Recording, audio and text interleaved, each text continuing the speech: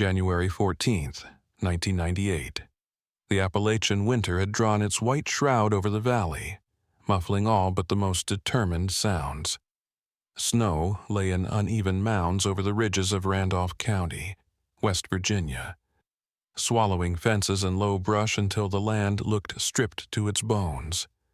Bare oak and hickory trees stood in crooked lines, their limbs brittle with frost, casting long shadows across the pale crust. The air was sharp enough to sting the lungs. Each breath came out in a thick plume, and the faintest scent of wood smoke drifted on the wind, sweet, dry, and oddly distant, like it had traveled far before reaching them. Beneath it lingered another smell, harder to place: damp earth, wet stone, a trace of something metallic, almost like rust. The call had come to the sheriff's office at 7:43 that morning. The dispatcher, Joyce Phelps, would later describe the voice as a man trying not to panic, but failing. It was hoarse, low, and deliberate. "You need to see the hollow. There's something there that shouldn't be." The man refused to give his name. When Joyce pressed him, the line went silent. No click, no dial tone, just the faint hiss of emptiness. Sheriff Douglas Hart wasn't a man who startled easily. 22 years on the job had seen to that. But the hollow had a way of tightening his jaw. Everyone in the county knew the name, though few could point to it on a map. It was the kind of place you didn't visit without reason, and even then, you might think twice. It lay deep in a fold of the Appalachian Mountains, where the road narrowed into a frostbitten snake of dirt and gravel. In summer, the track could turn to mud so thick it swallowed wagon wheels. In winter, it became a glassy trap for the unprepared. And even if you reached the hollow, you weren't guaranteed a welcome. Stories clung to it like moss stories of people who weren't right in the head, of figures moving in the tree line at dusk, of children with faces that didn't match. By mid-morning, Hart had assembled a small convoy, his own county-issued truck, a patrol SUV driven by Deputy Crane, and a utility truck from the road department in case they had to winch themselves out of the snow. They kept their chatter to a minimum. The heater in Hart's cab groaned against the cold, its dry air carrying the faint smell of dust. Crane's voice crackled over the radio once as they approached the ridge. "Sheriff, you ever been up here yourself once?" Hart said after a pause. "Years ago. Didn't stay long." The first sign of habitation came in the form of a sagging mailbox, the name Kincaid stenciled on in faded black paint. A little further on, a rickety wooden bridge spanned a slow-moving creek, its surface coated in a thin layer of ice. The water beneath was black and silent. It was after crossing that bridge that they saw it. The farmhouse sat on a rise, its boards weathered gray by more than a century of winters. The porch sagged under the weight of snow, and the windows looked like blank eyes set deep into a skull. A thin trickle of smoke curled from the chimney, dissipating into the flat gray sky. There was no hum of electricity, no rumble of a generator, no barking dogs. Then movement small, deliberate caught Hart's eye. In the upper right window, behind a sheet of yellowed lace, a pale face appeared. The skin was almost translucent, the cheekbones sharp, the eyes large and dark against the shadowed interior. For a moment, the gaze was direct, unflinching, as if the figure had been waiting for them. Snowflakes began to fall harder, thick and wet, drifting between them and the window. And then, in one swift movement, the face vanished, swallowed by darkness. Hart slowed the truck to a crawl. "Did you see that?" he asked. "Yeah," Crane said. His voice was flat, but his hand tightened on the wheel. "I saw it." The deputies parked in the deep snow, the tires sinking with a muted crunch. The cold outside was immediate and biting, seeping through their coats. The only sound was the drip of melting ice from the porch roof, each drop landing with a faint pat in the snow below. They moved toward the house slowly, boots breaking the crust with a rhythm that seemed far too loud in the stillness. Up close. The place smelled faintly of kerosene and damp rot.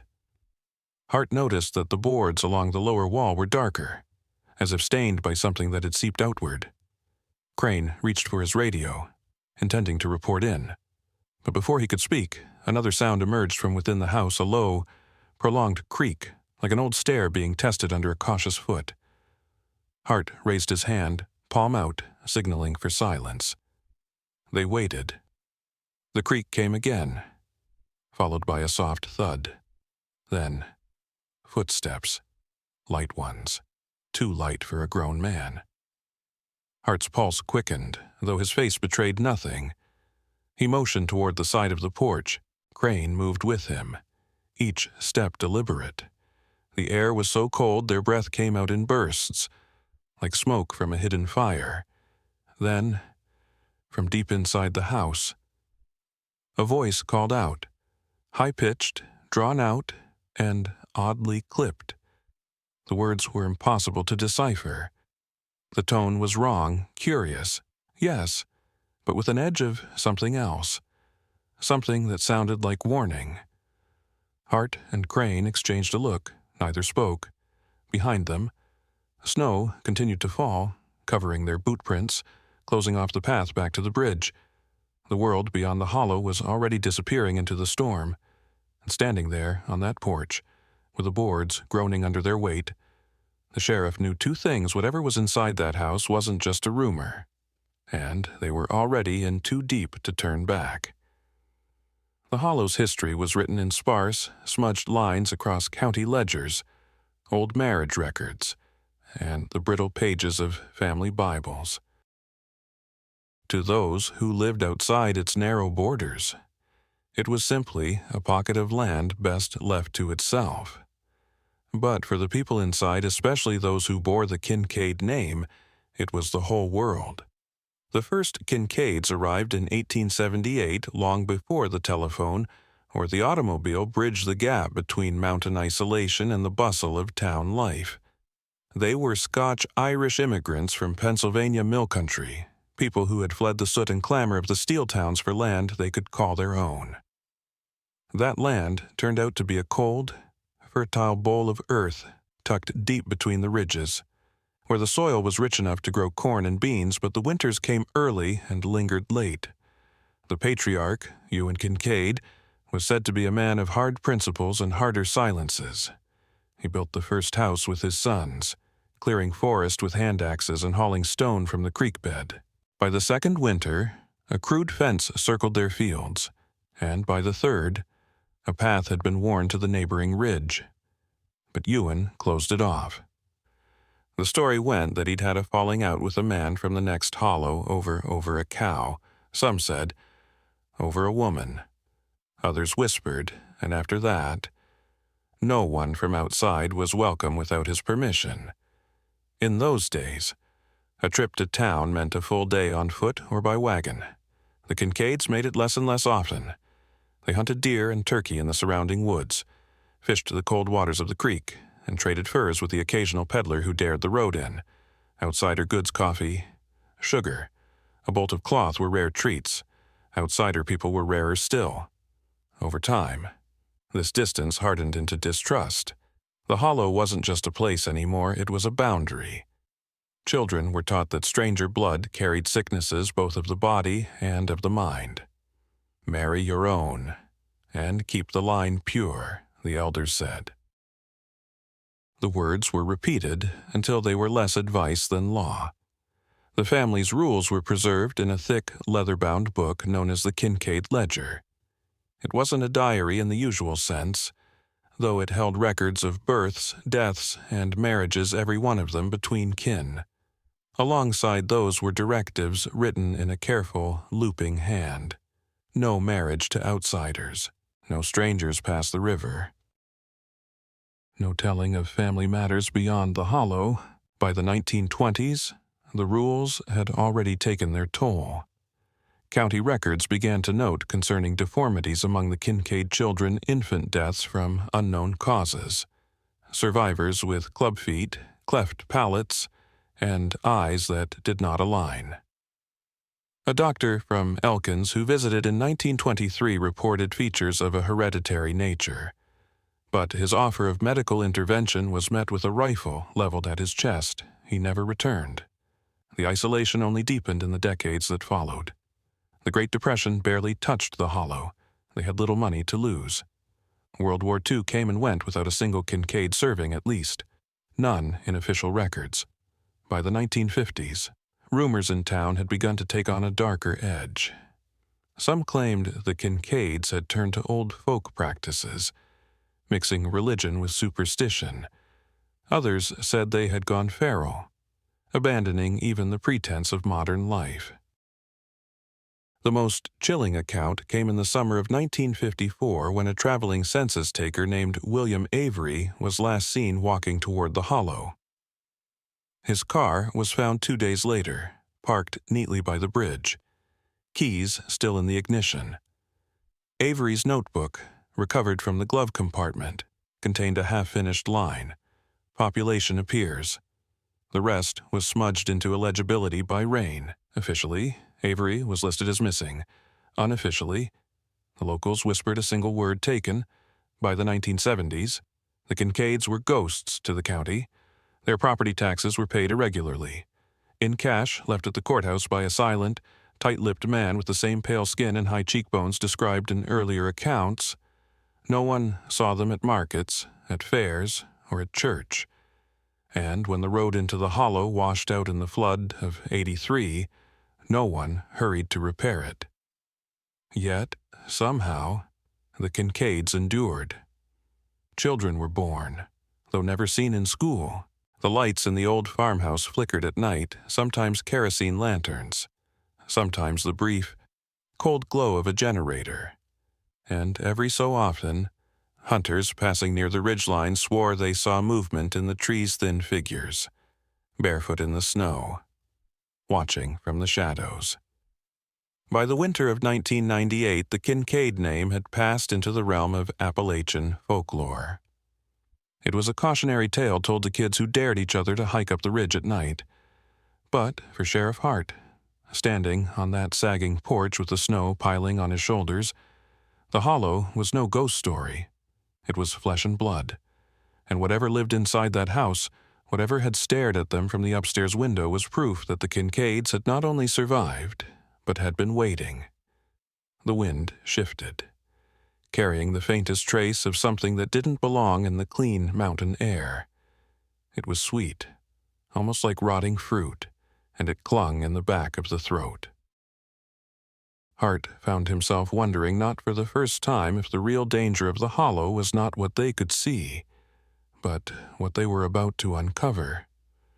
Sheriff Hart knew there was no point in barging through the front door that day. In a place like the Hollow, trust, if it could be built at all, was a long, fragile thing. But the anonymous call had made something clear. Someone inside wanted them to look closer. So, instead of direct confrontation, Hart began what he called quiet pressure. Over the next week, he organized a rotating watch. Deputies took shifts in unmarked trucks parked along the ridgeline, their binoculars trained on the farmhouse and the handful of outbuildings scattered around it. The snow kept falling, sometimes thick as cotton, other times a fine mist that clung to the trees like silver threads. The first photographs came from Deputy Sawyer, who had borrowed the department's night vision camera in green, grainy frames. The images showed movement in the yard tall, thin figures gliding between the house and the barn, but it was the way they moved that made Sawyer uneasy. Bodies bent forward, arms held stiff at their sides, steps too short and too fast. In one frame, a shape appeared to be crawling on all fours, its head snapping toward the camera before the shot cut off. Hart took the photos to the sheriff's office and spread them across the table. "That," he said, tapping the image with the crawling figure, "isn't just mountain life." The next lead came from the locals, though most were reluctant to talk. In the corner booth of a nearly empty diner, a former mail carrier named Harold Bishop nursed his coffee while recalling his brief encounters with the Kincaids. "Sometimes you'd hear them before you saw them," he said, heavy breathing, almost like growling. Then they'd appear, 2 or 3 of them, just staring. Never said a word unless it was to tell me to leave the package by the bridge. 2 days later, Hart sat across from a retired nurse, Marlene Gordon, in her cramped living room. She remembered treating a Kincaid boy back in the late 60s. His fingers were fused, 3 on one hand, 2 on the other. Cleft palate so bad I don't know how he could swallow. I was going to send him to the hospital, but his uncle carried him out before I could finish the paperwork. She paused, her voice dropping. They don't want help. Not the kind we can give. Hart's next stop was the county archive, a red brick building that smelled of dust and drying paper. The clerk, an old friend, dug through medical reports from the 1960s. Most were handwritten. Ink faded to a watery blue. The same surname appeared over and over Kincaid. Under diagnosis. The language was clinical but unsettling microcephaly, polydactyly, congenital heart defect. Some reports were marked with a large no follow-up, scrawled by doctors who, it seemed, had been warned away. The most disturbing evidence surfaced during a search of an old shed on the property line. The building had burned years before. Its roof collapsed inward. But in the charred rubble, Hart found 3 heat-warped glass jars. The labels, handwritten in a careful script, were almost erased by soot and time. He could just make out the dates 1937, 1944, 1951. Inside, floating in a yellowish fluid thickened by age, were what looked like preserved biological specimens, too small to be anything but infants. Back in his office, Hart examined the photos again. The statements, the jars, every piece pointed to a pattern, one that spanned generations. But it was the last find that unsettled him the most. It was during a return to the farmhouse perimeter, when Crane spotted a loose board near the back steps. Beneath it, wrapped in oilcloth, was a folded scrap of paper. The ink had bled with moisture, turning most of the words into smudges. But one line stood out in sharp. Dark strokes, they must never leave the hollow. Hart stared at the sentence for a long time. The handwriting was careful, almost elegant, but the message was absolute. This wasn't just isolation, it was containment. That night, as wind rattled the office windows and the snow came in sideways, Hart made his decision. Quiet pressure had run its course. If the hollow was hiding what he now suspected, it was time to go in, but it wouldn't be a routine welfare check. They would need warrants, backup, and a clear plan. He also knew they might only get one chance. The Kincaids had been evading the outside world for over a century. If they sensed what was coming, they could vanish into those mountains without a trace. 2 days later, the call came in from the same anonymous voice. Low and urgent. If you want to see the truth, you'd better come now. The child's not going to last. Hart didn't ask who the caller was. He didn't have to. By dawn, 2 trucks, an ambulance, and 4 armed deputies were crawling up the icebound road toward the hollow. The snow had stopped, but the air was heavy, thick with the kind of stillness that makes you hold your breath without realizing it. Somewhere beyond the rise, the Kincaid house waited. And inside, Hart was certain, was the kind of truth you couldn't unsee. The Kincaid house loomed in the gray morning like a monument to defiance, its boards silvered and warped, its windows dark as if they had been painted from the inside. Frost clung to the eaves, curling into delicate spikes that glistened faintly in the pale light. Hart stepped out of the truck, the snow beneath him crunching with that deep, brittle sound only midwinter could make. The team moved with the heavy deliberation of men who knew the weight of what they were walking into. Deputy Crane took the front with Hart, 2 others circling wide to cover the barn and sheds. The ambulance waited down by the bridge, its engine idling, steam rising from the hood. The door resisted when Hart knocked 3 solid raps that echoed through the still air. from inside came a shuffling sound, slow and deliberate, like furniture being dragged across the floor. He knocked again, louder this time. A thin woman appeared in the doorway, her frame so slight it seemed the wind could carry her away.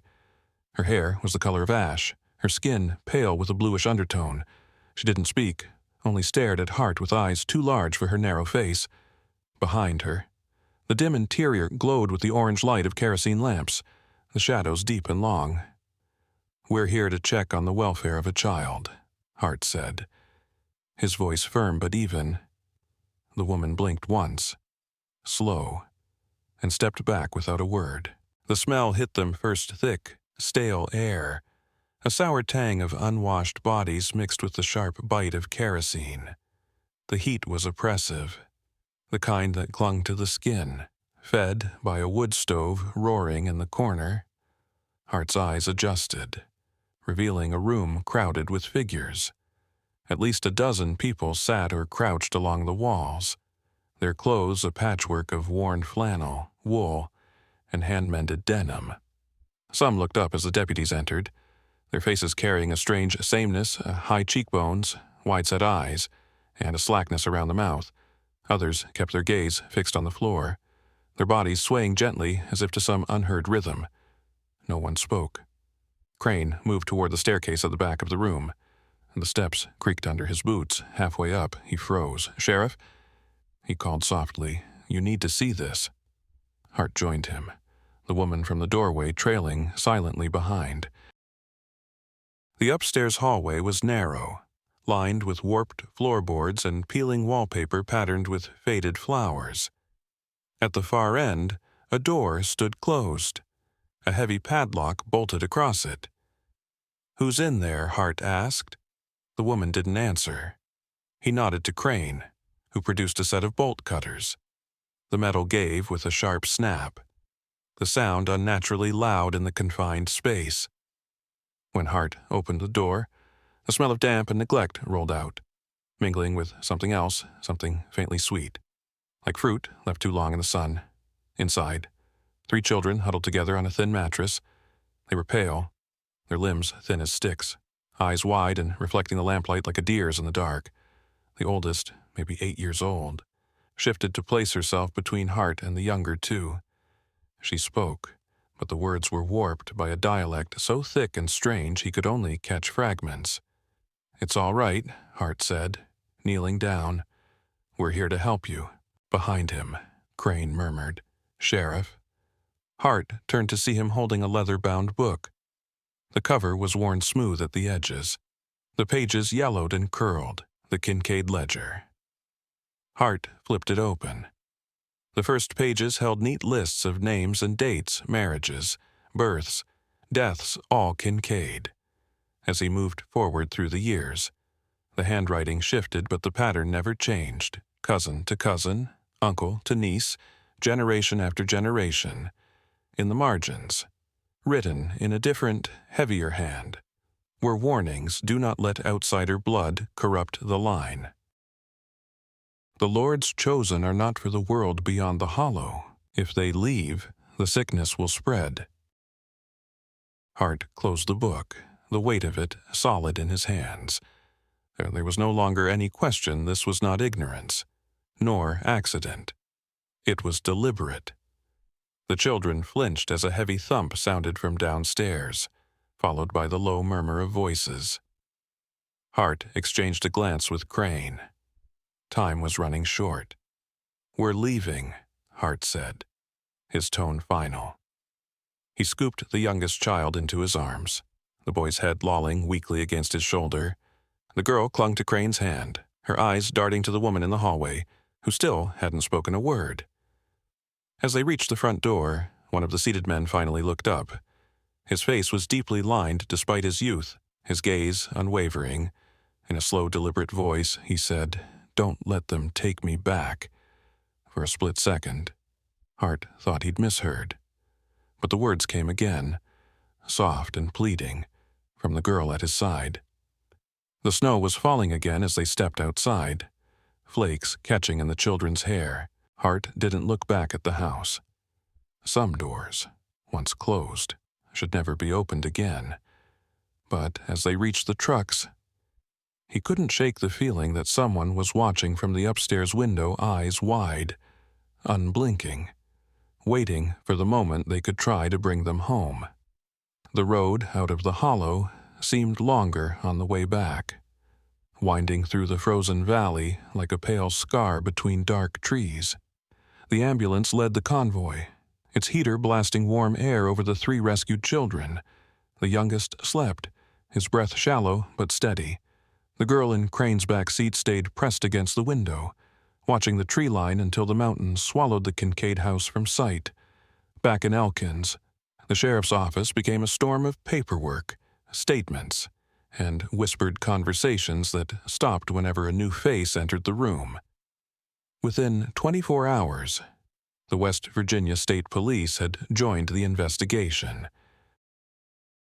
By the week's end, charges were filed: child neglect, unlawful imprisonment, abuse, and a tangle of lesser counts. Several adult Kincaids were taken into custody. Others, especially the older ones, slipped into the woods before law enforcement could reach them. Their tracks vanished in the snow before the search teams arrived. "It's like they knew we were coming," one trooper muttered, shaking his head. The 3 children were transferred to a pediatric care facility under state protection. Medical examinations confirmed what Hart had already suspected: years of malnutrition, untreated ailments, and developmental delays, but the reports went further. The genetic testing revealed a pattern of inbreeding so close and consistent that doctors struggled to find comparisons outside of documented royal bloodlines from centuries past.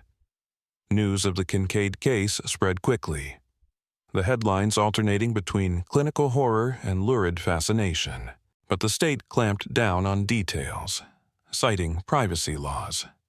The photographs from Hart's night surveillance never reached the public, and the contents of the Kincaid ledger were locked away in the county archive. For Hart, the hardest part wasn't the investigation, it was what came after. Several of the arrested Kincaids simply couldn't adapt to the outside world. 2 died within a year in state-run care homes, their bodies giving out under the strain of illnesses long ignored. One woman, believed to be in her late 30s but with the frailty of someone decades older, stopped eating altogether, as if life beyond the hollow had no meaning for her. The farmhouse and its surrounding land were seized by the county, but no one bid on it.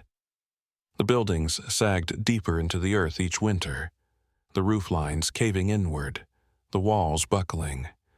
By the mid-2000s, the property had been overtaken by trees, the narrow road in choked with brush. Locals said the hollow was closing itself up again, yet its shadow lingered.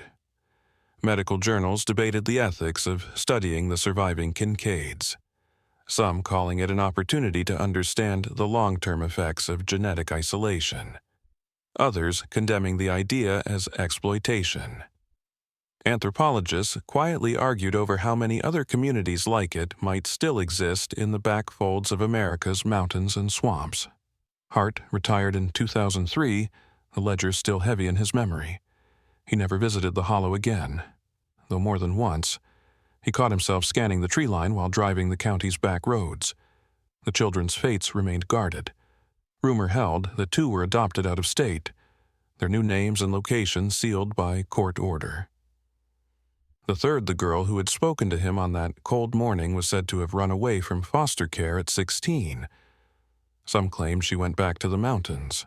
Others swore they'd seen her working quietly in a grocery store 2 towns over, eyes darting to the door whenever a stranger walked in. Over time, the Kincaid name faded from conversation, replaced by other headlines, other fears. But the hollow remained a cautionary landmark in local lore, a place teenagers dared each other to find, and parents warned their children away from. The ledger still sits in a locked cabinet in the Randolph County Archive, its pages yellowing in the dark. The ink has not faded. The rules are still there, each one written with the calm precision of law, and if you read them closely enough, you can almost hear the voice behind them steady, unyielding, certain that the world outside was the true danger. Hart never forgot that voice, or the feeling, as they left the hollow, that the mountains themselves were holding their breath, waiting for the day when the snow would fall again and the road would open. The story of the Kincaids ends, at least officially, with arrests, case files, and abandoned property. But some endings are only pauses, and so the question remains, if history hides more families like the Kincaids, how far would you go to bring them into the light?